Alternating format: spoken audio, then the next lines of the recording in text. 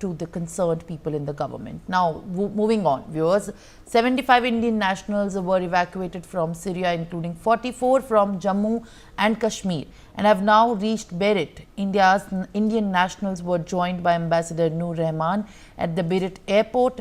Embassy of India took to its Twitter stating that the nationals have reached Beirut. They will return to India from next available flight.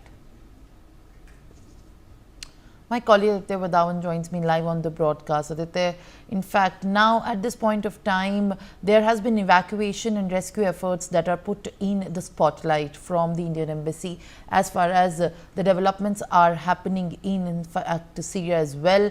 What is the latest that you are tracking at this point? And this is coming specifically after FS Vikram Misri's visit to, in fact, Bangladesh. Thank you. Just share more details.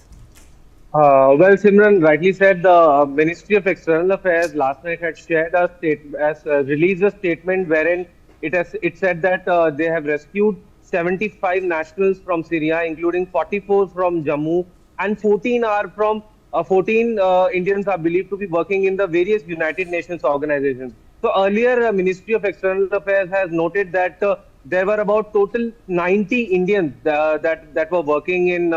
That were there in Syria, and so these rescue efforts were coordinated by the embassies in Beirut and Lebanon, and the ministry. The embassies of Beirut and Lebanon, and the ministry also said in its statement that they accord highest importance to the life of the Indian nationals that are stuck in foreign countries. And this development comes after when the rebels have taken over the Syria, and there is a lot of violence happening in the country. It is significant.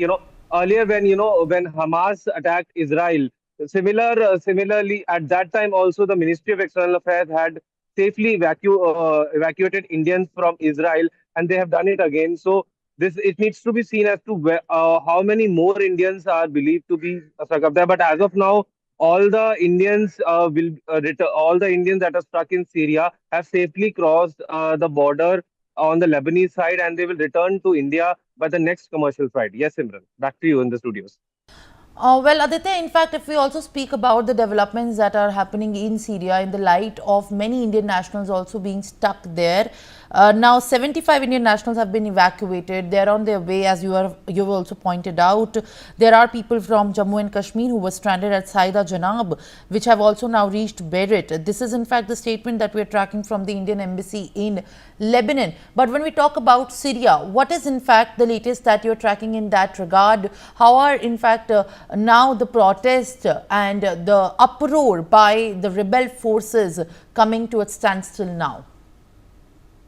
Well, you see, since the rebels have taken the city of Damascus, there are so far there are violent protests happening all across Syria. Arsoning is taking place, and all these rebels that have taken the control over Damascus are believed to have they do believe in the Al Qaeda's ideology of terrorism. So it is a very sensitive situation that is happening, that is evolved in Syria at the moment. It is actually yesterday we see Trump and the Tulsi Gabbard, which is which has been appointed by the Trump administration as the next chief of intelligence, or the Central Intelligence Agency of America, have been holding meetings regarding this as to what all is unfolding in Syria, and it needs to be seen as to the situation does not escalate further, because Syria has seen such bad times before also, when Baghdadi had